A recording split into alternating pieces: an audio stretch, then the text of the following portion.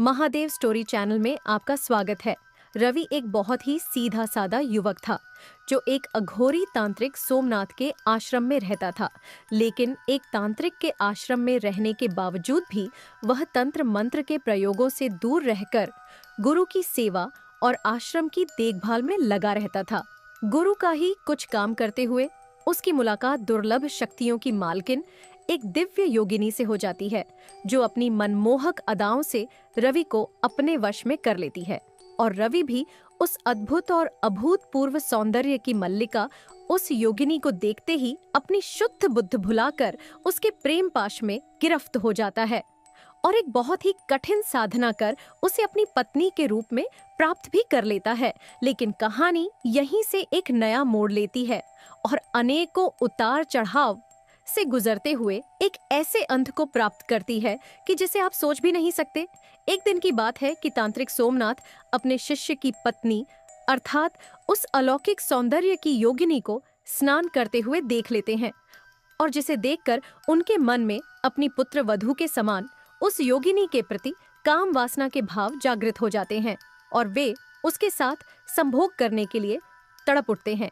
और आखिरकार सोमनाथ के तंत्र प्रयोगों से वह योगिनी भी विवश हो जाती है और कामुक वेश धारण करके पहुंच जाती है तांत्रिक की कुटिया में।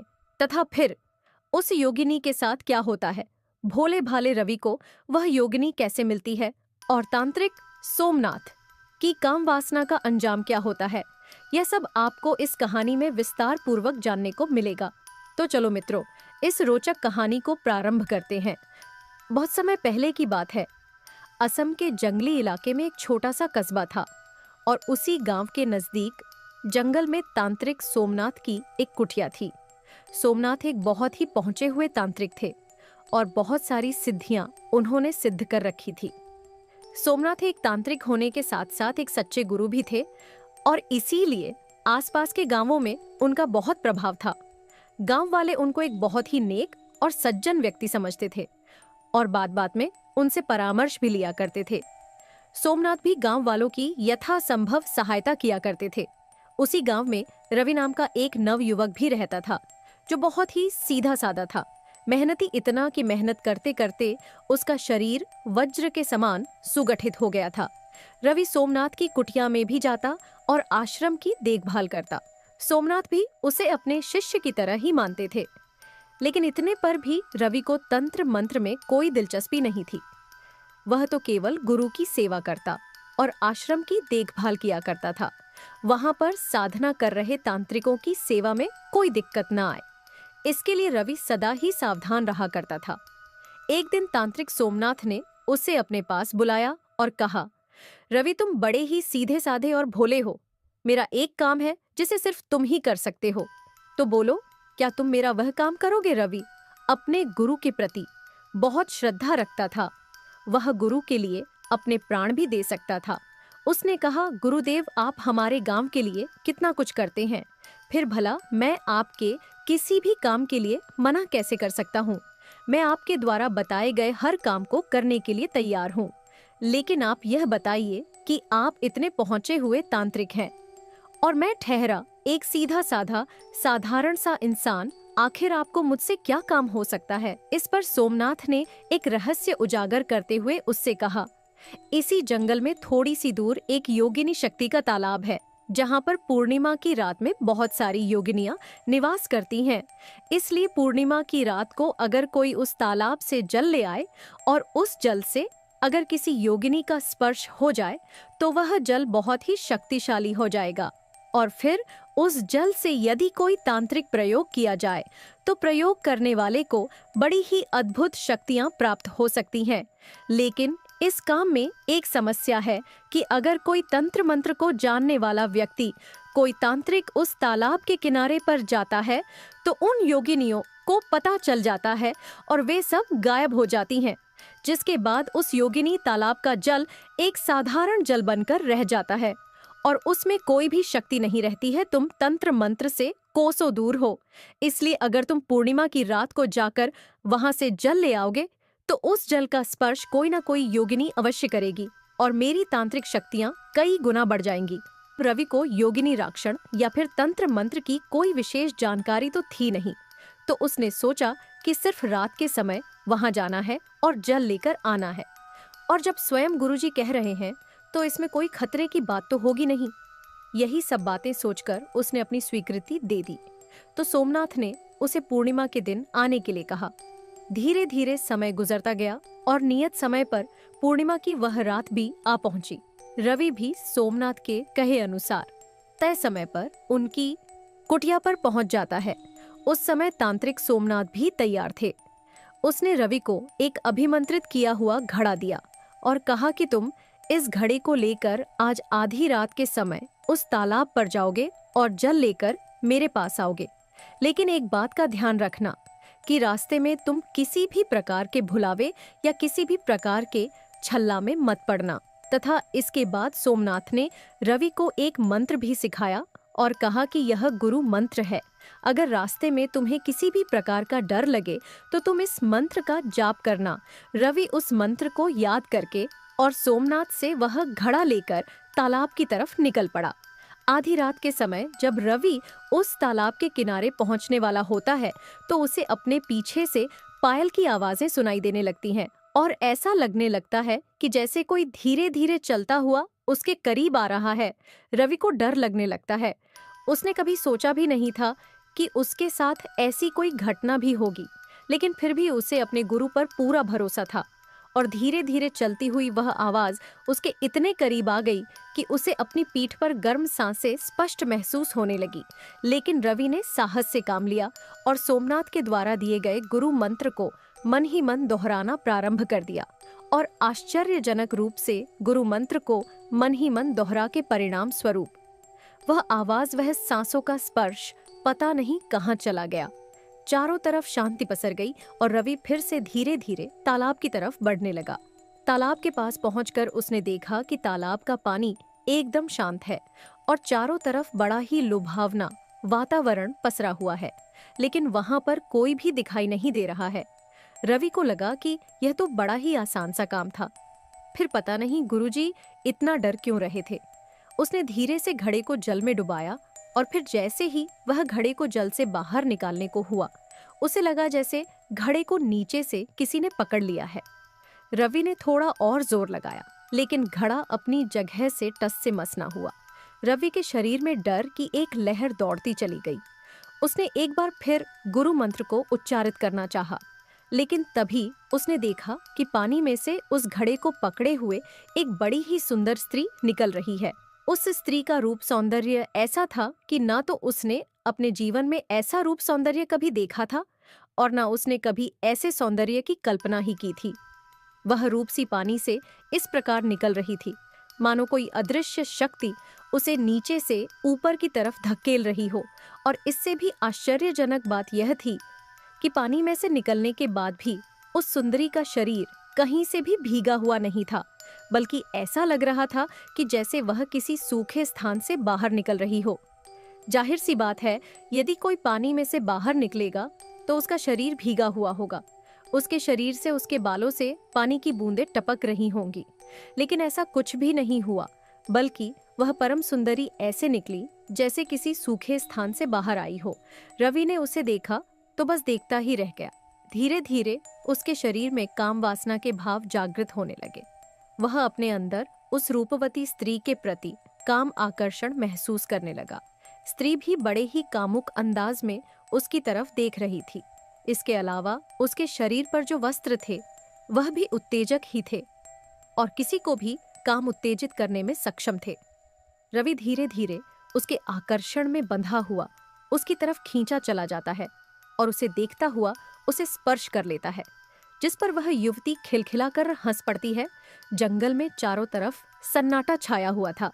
चंद्रमा की निर्मल चांदनी पेड़ पौधों को अपने आगोश में लेकर मानो उनका आलिंगन कर रही थी। उस युवती की खिलखिलाहट उस शांत वातावरण में खनकती चली गई। रवि अपने स्वप्न लोक से बाहर निकला। युवती ने बड़े ही प्रेम से उसके हाथ को पकड़ा और कहा कि तुम इतनी रात गए, यहाँ क्या करने आए हो? जहाँ तक मैं देख रही हूँ तुम्हें तंत्र मंत्र का कोई ज्ञान नहीं है। जब तुमने एक बार मंत्र का जाप किया तो मुझे लगा कि तुम तांत्रिक हो। लेकिन फिर मैं समझ गई कि वह सिर्फ एक गुरु मंत्र था। लेकिन तुम बिना तंत्र मंत्र जाने इस खतरनाक जगह पर क्यों घूम रहे हो? रवि ने कहा, मैं नहीं जानता कि इस जगह पर क्या खतरा है और यह जगह खतरनाक है या क्या है, और मैं वास्तव में तंत्र मंत्र के बारे में कुछ भी नहीं जानता हूँ। मेरे लिए मेरे गुरु की आज्ञा ही सर्वोपरि है और मैं उन्हीं की आज्ञा से यहाँ आया हूँ। उन्होंने इस तालाब का जल मंगवाया है, इसीलिए आप मुझे इस तालाब का जल लेकर जाने दें। इसके अलावा रवि यह भी बताता है कि मैंने आपको जब से देखा है, मुझे आपके प्रति काम आकर्षण का भाव महसूस हो रहा है। मेरे मन में काम वासना की लहरें तरंगित हो रही हैं, जबकि साधारणतः मेरे मन में किसी स्त्री को देखकर काम वासना का भाव नहीं आता। जबकि आपके इस दिव्य रूप को देख देखकर भी मैं आपके प्रति भक्ति से नहीं बल्कि काम भाव से आकर्षित हो रहा हूँ। तब उस योगिनी ने रवि को अपने बारे में बताते हुए कहा, तुम एक सच्चे हृदय वाले व्यक्ति हो और मैं तुम्हारे ऊपर मोहित हो गई हूँ। ऐसा हृदय आमतौर पर इस धरती पर कम ही देखने को मिलता है। मैं तुम्हें अपनी कहानी बताती हूँ। जब महिषासुर के वध के लिए देवी माँ का परादुर्भाव हुआ तो उन्हें किसी प्रकार की थकान ना हो, इसके लिए कुबेर ने उन्हें एक मधु प्रदान किया। मधु यानी कि शहद। और वह मधु ऐसा था कि जिसे पीने से शरीर में शक्ति तो आती ही थी, साथ ही साथ एक ऐसी मादकता छा जाती थी जिसे थकान का एहसास नहीं होता था, नींद नहीं आती थी और उस मादकता में कोई भी कितना भी कार्य कर सकता था। जब देवी माँ उस मधु को ग्रहण कर रही थी तो उनके मुंह से छिटक कर उस मधु की कुछ बूंदें धरती पर गिरी और जिस जगह पर वे बूंदें गिरी वहां से कुछ योगिनियां मां के मुख से बाहर निकली थी, मां के मुख को छूकर आई थी। इसीलिए उनमें मां की अंश रूप शक्तियां विद्यमान थीं और वे बड़ी ही शक्तिशाली हो गई। लेकिन उसी समय एक राक्षस भी गिरते हुए उस मधु की कुछ बूंदें अपने मुंह में ले लेता है और इस प्रकार उस राक्षस के अंदर भी वे शक्तियां आ जाती हैं जो उस मधु में मां के मुख से गिरने के कारण बन गई थी। एक तो राक्षस पहले से ही बहुत शक्तिशाली था, ऊपर से उसने उस मधु का पान भी कर लिया और वह भी ऐसा दिव्य मधु जो मां के मुख से प्रसाद स्वरूप टपका हुआ था। वह राक्षस और शक्तिशाली हो गया और उन योगिनियों को सताने लगा। राक्षस उन योगनिक प्रतिकाम भावना से भर गया था और वह उन्हें पकड़कर अपने आलिंगन में बांधने लगा। लेकिन उसी समय मां की आज्ञा से 10 महाविद्याओं में से एक मां की एक महारूप ने उस राक्षस को खा लिया। अपनी सेविका उन योगनिक के लिए जब उन महारूप ने उस राक्षस का भक्षण किया तो राक्षस उनके पेट में ही पिघलने लगा, जिसके कुछ समय बाद मां के शरीर से पसीने की कुछ बूंदें टपकी तथा उन बूंदों से जो योगिनियों का जन्म मधु के प्रभाव से ही हुआ था। इसके अलावा उस राक्षस के कुछ अंश भी उनमें आ गए थे और राक्षस अपने अंतिम समय में काम भावना से ग्रस्त था। इसीलिए उन योगिनियों में भी काम भावना का विकार आ गया। वे योगिनी जहां भी प्रकट होती हैं, वहां पर स्वतः काम वासना का भाव भी प्रकट हो ही जाता है। और इसीलिए जब मैं तुम्हारे सामने प्रकट हुई तो तुम्हारे मन में भी काम भावना का विचार आ गया, लेकिन फिर भी तुमने अपने ऊपर काबू किया और उन भावों को अपने ऊपर हावी नहीं होने दिया। इसके अलावा तुम इतने भोले और निश्चल हृदय के हो कि मैं तुम्हें पसंद करने लगी हूँ। रवि भी उस योगिनी के प्रेम में मग्न हो रहा था। उसने कहा कि मैं भी तुम्हें पत्नी रूप में पाना चाहता हूँ।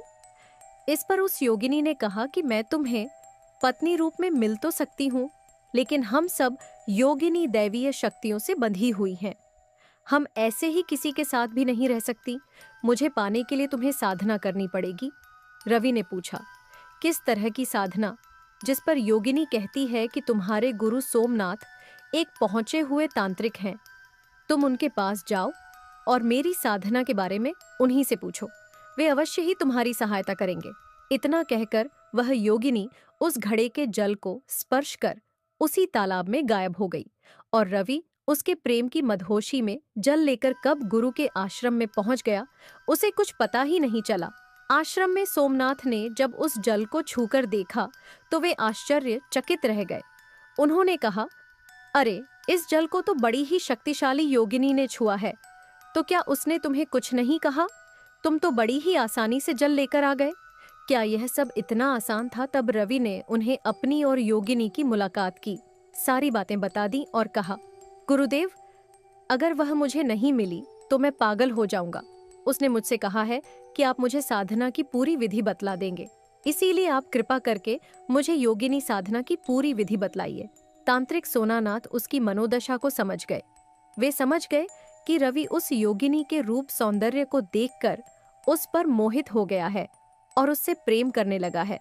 उन्होंने रवि को समझाने का काफी प्रयास किया। उन्होंने कहा कि यह काफी कठिन साधना है।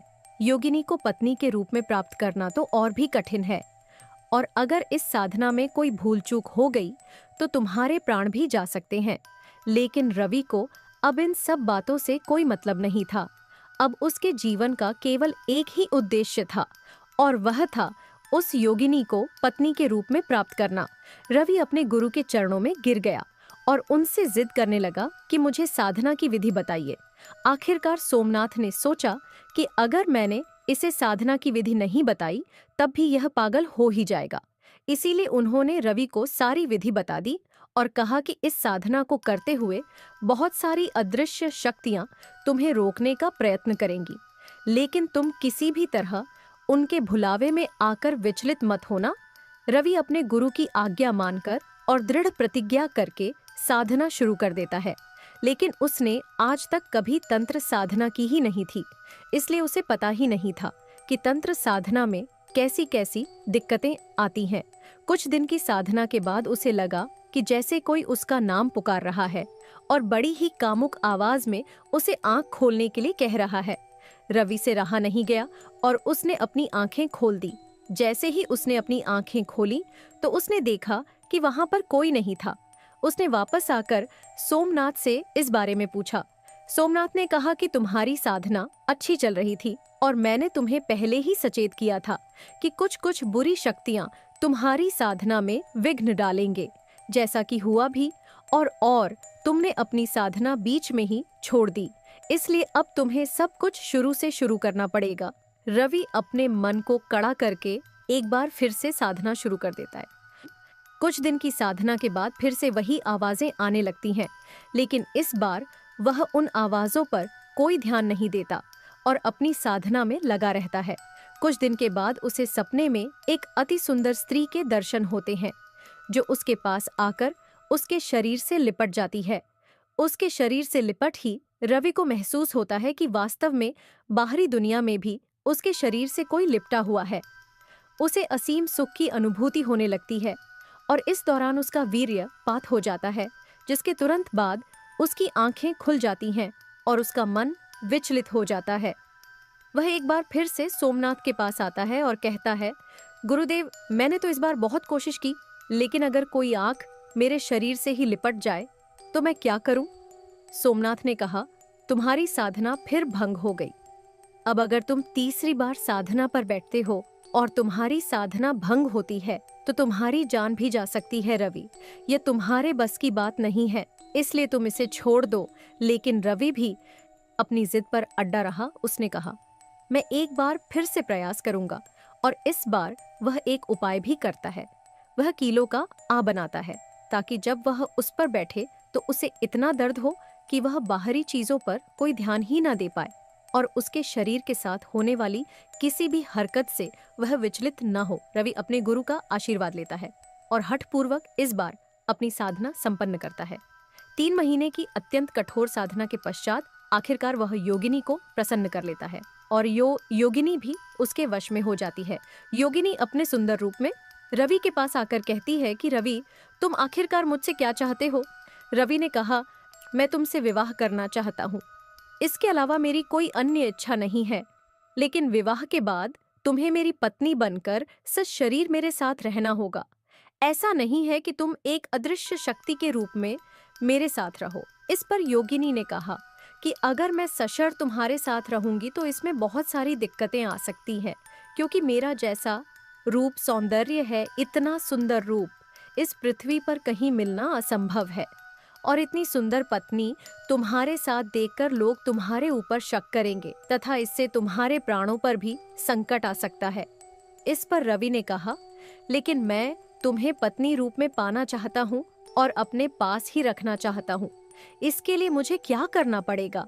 तब योगिनी ने कहा, इसके लिए तुम्हें अमीर बनना पड़ेगा ताकि लोग तुम पर शक न करें, उंगली ना उठाए। और जब रवि उससे पूछता है कि इसके लिए मैं क्या करूं, तो वह योगिनी उसे एक सेठ का पता बताती है और कहती है कि वह सेठ बहुत ही धनवान है, लेकिन इसकी कोई संतान नहीं है और इसके परिवार वाले भी इसको छोड़कर जा चुके हैं। इसलिए तुम इसके पास जाकर सेवक की नौकरी पकड़ लो। मेरे प्रभाव से वे तुम्हें नौकरी दे देंगे। तुम उनका विश्वास जीतकर उनके विश्वास पात्र बन जाओ और फिर समय आने पर मैं तुम्हें इससे आगे की राह बताऊंगी। रवि योगिनी की बात मानकर उस नगर में सेठ के पास चला जाता है। सेठ योगिनी के प्रभाव से रवि को नौकरी पर रख लेता है। रवि की सेवा से खुश होकर कुछ ही दिनों सेठ का विश्वास रवि पर इतना जम जाता है कि अब सेठ रवि के बिना कहीं नहीं जाता और सेठ के जितने भी जानने पहचानने वाले लोग थे, उनमें भी रवि की अच्छी पैठ बन जाती। वे भी रवि को सेठ के पुत्र के समान ही कुछ समय बाद एक दिन सेठ की मृत्यु हो जाती है।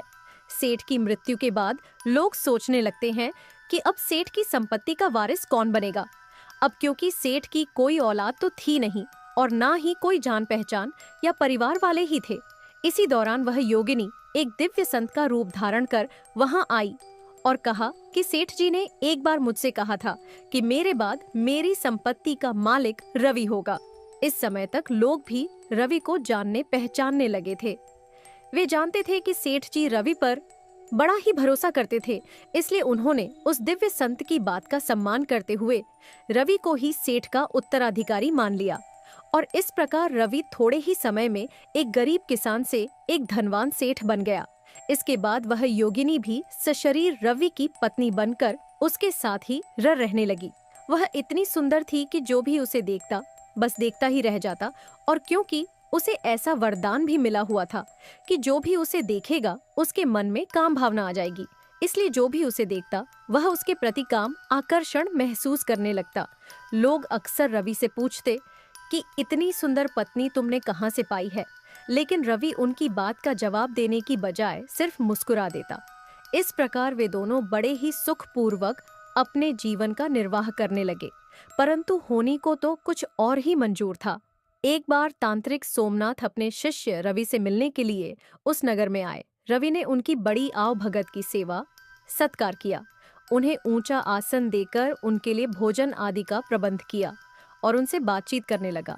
इसी दौरान किसी काम से सोमनाथ घर के अंदर गए और उनकी नजर स्नान करती हुई उस योगिनी पर पड़ गई। योगिनी अपने इंसानी शरीर में थी, लेकिन फिर भी बड़ी ही दिव्य लग रही थी। सोमनाथ ने देखा कि पानी से भीगा हुआ उस योगिनी का शरीर बड़ा ही आकर्षक और कामोत्तेजक लग रहा था। अब क्योंकि सोमनाथ एक तांत्रिक थे, इसीलिए उन्हें समझते देर न लगी कि यह एक योगिनी है, और वे यह बात भी जानते थे कि रवि ने योगिनी साधना की है और यह उसकी पत्नी है। लेकिन फिर भी सोमनाथ काम वासना के भाव से ग्रसित होकर उस योगिनी को पाने का उपाय सोचने लगता है और फिर वे अपने आश्रम में लौट आते हैं। लेकिन अब उनका मन आश्रम में एक पल के लिए भी नहीं लगता है। वे इस बात से अच्छी तरह वाकिफ थे कि अगर वे तंत्र बल का प्रयोग कर योगिनी को अपने पास बुलाने का प्रयास करते हैं तो योगिनी की शक्तियां उससे कहीं ज्यादा है और वह उसका सर्वनाश कर सकती है। इसलिए सोमनाथ बड़े चिंतित रहने लगे और आखिरकार उन्हें एक उपाय सूझा। वे एक बार फिर से रवि के पास आए और उन्होंने रवि से कहा, मैं एक ऐसी तंत्र साधना करने जा रहा हूँ जिसमें मुझे योगनी खतरा है। तुम कम से कम अपनी पत्नी से तो मुझे प्राणदान का वचन दिलवा कि वह मुझे कोई हानि नहीं पहुंचाएगी। अगर वह मुझे अभय दान दे देगी तो बाकी योगिनी को मैं देख लूंगा। रवि का अपने गुरु पर पूर्ण विश्वास था। वह उसकी बातों में आ गया। उसने अपनी पत्नी के रूप में रह रही उस योगिनी से कहा कि मेरे गुरु तुमसे अभय चाहते हैं, तुम उन्हें अभय दान का वचन दो। योगिनी ने रवि को समझाने का बहुत प्रयत्न किया कि इस प्रकार आंख मूंद कर किसी पर भी भरोसा करना सही नहीं है, लेकिन रवि की आंखों पर तो जैसे गुरु के नाम का पर्दा पड़ा हुआ था। उसने कहा, गुरुजी ने मेरे लिए इतना कुछ किया है, बल्कि हमारी तुम्हारी मुलाकात भी गुरु के ही कारण हुई है, तो क्या तुम मेरे लिए गुरुजी का इतना सा काम नहीं कर सकती? और आखिरकार रवि के प्रेम में बंधी हुई उस योगिनी ने रवि की बात मान ली। उसने सोमनाथ को वचन दिया कि वह सोमनाथ का कुछ भी बुरा नहीं करेगी। इसके बाद तो सोमनाथ को जैसे तंत्र प्रयोग करने की छूट मिल गई। उसने सोचा कि अगर रवि मेरे रास्ते से हट जाए तो फिर उस योगिनी को पाना मेरे कोई कठिन काम नहीं होगा। और यह सोचकर उन्होंने पहला तंत्र प्रयोग रवि पर ही कर दिया। जब रवि अपने घर में बैठा हुआ था तो वह तंत्र शक्ति उसके पास आई। उस समय योगिनी उसके पास ही थी। उस शक्ति को देखकर वह समझ गई कि यह कोई तंत्र शक्ति ही है। उसने अपनी तंत्र विद्या से सोमनाथ की उस तंत्र शक्ति को नष्ट कर दिया। रवि को यह सब देखकर आश्चर्य हुआ। उसने कहा कि यह सब क्या था? योगिनी ने कहा, लगता है कोई तांत्रिक तंत्र का प्रयोग कर रहा है। मैं रात के समय देखूंगी कि वह कौन तांत्रिक है। रात के समय रवि के सोने के बाद योगिनी ने उस तंत्र शक्ति का पीछा किया और पीछा करते करते वह सोमनाथ की कुटिया में पहुंच गई, जहां उसने देखा कि सोमनाथ तंत्र का प्रयोग कर रहा है। योगिनी ने सोमनाथ को धिक्कारते हुए कहा कि तुम कैसे गुरु हो जो अपने पुत्र के समान शिष्य को ही मारने पर तुले हुए हो, और जो तुम्हें अपने पिता के समान मानता है। इस पर सोमनाथ ने कहा, मैं तुम्हारे रूप पर मोहित हो गया हूं। अगर तुम रवि की जान बचाना चाहती हो तो मेरे साथ समागम करो। मैं तुमसे कोई प्रेम नहीं करता हूं, बल्कि मैं तुम्हारे साथ सिर्फ अपनी काम वासना की पूर्ति करना चाहता हूं। योगिनी ने कहा कि तुम तो एक पहुंचे हुए तांत्रिक हो और मेरे जैसी अनेक योगिन है। तुम तो किसी को भी सिद्ध कर सकते हो और उसके साथ संबंध बनाकर संभोग सुख प्राप्त कर सकते हो। जिस पर सोमनाथ ने कहा, मेरा मन रवि के जैसा निर्मल नहीं है। ऐसे में क्या भरोसा है कि कोई योगिनी मुझे मार ही डाले और मेरी आत्मा के साथ संभोग सुख का आनंद उठाए। योगिनी को कोई जवाब नहीं सूझा। उसने कहा, मैं तुम्हारी पुत्र वधू के समान हूँ। मैं दिव्य रूप में न रहकर सशरीर अपने पति के साथ रहती हूँ। तुम्हें यह बात शोभा नहीं देती है। मैं भली भांति जानती हूँ कि जो भी मुझे देखता है उसके मन में काम भावना आ ही जाती है, लेकिन तुम तो उसके गुरु हो। तुम तो अपनी काम भावनाओं पर नियंत्रण रख सकते हो। परंतु सोमनाथ नहीं माना और वह तंत्र का प्रयोग करता रहा।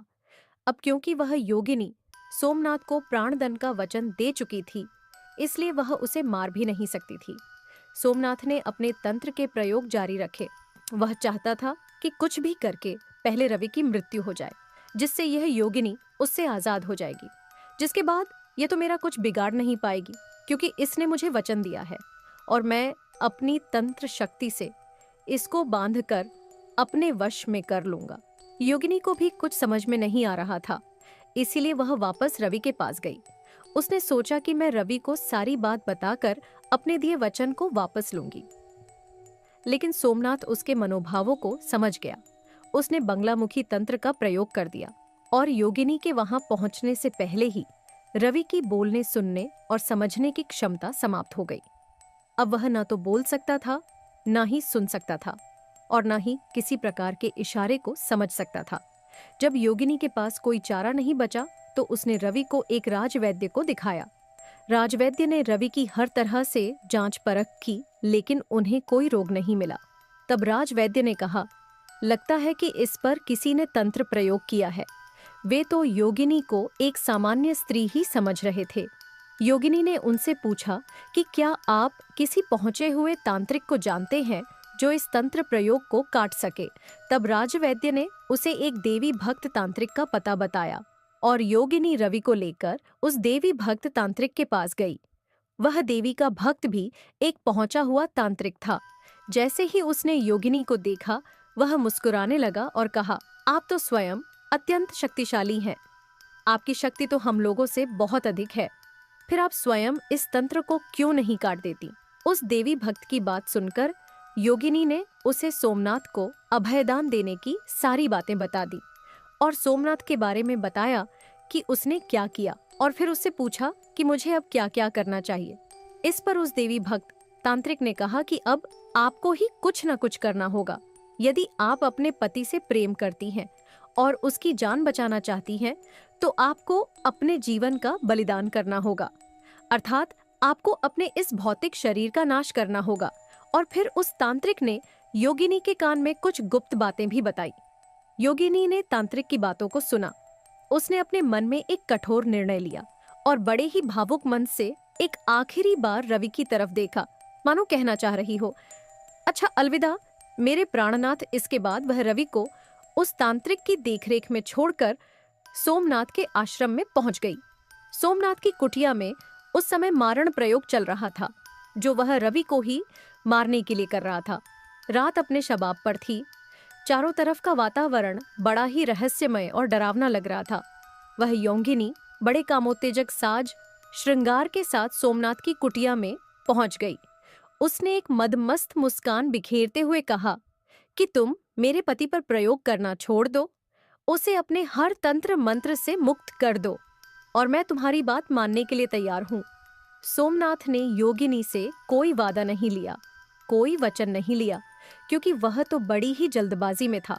उसे लगा कि मेरी मोह मांगी मुराद पूरी हो रही है, इसलिए उसने तुरंत ही रवि पर से अपने सारे जादू को हटा लिया, जिसके बाद उस योगिनी ने वह अप्रत्याशित काम कर दिया जिसकी कल्पना सोमनाथ ने अपने सपने में भी नहीं की थी।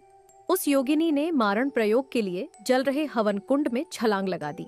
छलांग लगाते ही उसका सारा शरीर जलने लगा।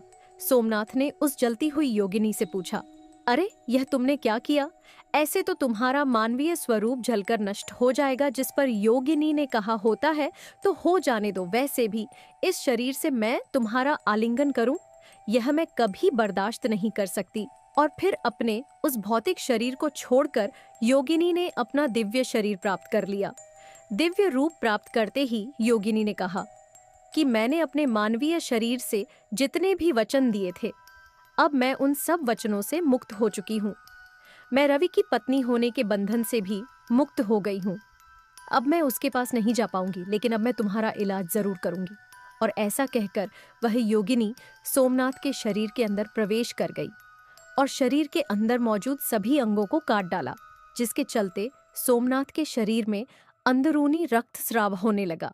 सोमनाथ दर्द से बिलबिला उठा और फिर योगिनी ने बाहर आकर कहा कि यही तुम्हारा पश्चाताप है। तुम इसी तरह तड़प तड़प कर मर जाओगे और तुम्हें कोई बचाने वाला भी नहीं आएगा। सोमनाथ को भी अब तक अपनी गलती का एहसास हो चुका था। जैसे ही उसने दिमाग से वासना का भूत उतरा, उसने सोचा, अरे ये मैंने क्या कर दिया? एक हंसते खेलते परिवार को बर्बाद कर दिया। उसने मरते मरते अपने शिष्य यानी रवि को यह वरदान दिया कि उसे फिर से उस योगिनी की संगत प्राप्त होगी। उधर रवि को जब होश आया तो उसे उस तांत्रिक से यानी कि वहां पर जो वह दूसरा तांत्रिक था, उससे पूरी बात का पता चल गया। गुरु के वरदान स्वरूप रवि ने जब दूसरी बार साधना करनी प्रारंभ की तो उसे जल्द ही फिर से वही योगिनी प्राप्त हो गई और वे दोनों एक बार फिर से सुखपूर्वक अपना जीवन व्यतीत करने लगे। और सोमनाथ अपने पश्चाताप की अग्नि में जलते हुए कुछ समय पश्चात मृत्यु को प्राप्त हो गया। दोस्तों, अगर आपको ये कहानी पसंद आई हो तो लाइक करें और सब्सक्राइब करें। मैं आपके लिए ऐसी ही कहानियां से लता रहूंगा। हर हर महादेव।